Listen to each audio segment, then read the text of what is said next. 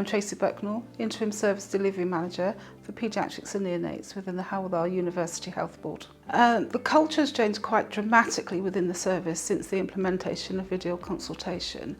We were obliged to look at ways that we could look after our children when we were forced to go into lockdown and we had no clinics. The initial reaction from clinicians and parents were that consultations were valuable if they were face-to-face, and video consultations weren't really considered to be good enough, to speak frankly.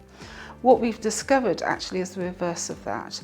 The patients, and particularly we're looking after children, so the parents of our patients really appreciate the opportunity to be able to see their consultants without having to go through the effort of finding car parking, looking for babysitters and all those sorts of things.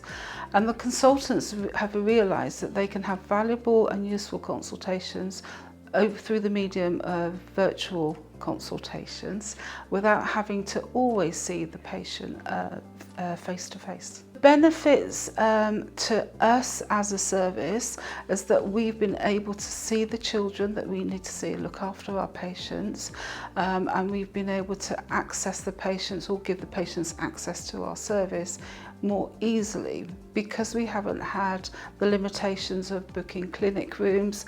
We're mindful of the number of people that are accessing the environment because of the COVID pandemic at the moment. We want to keep our footfall as low as possible.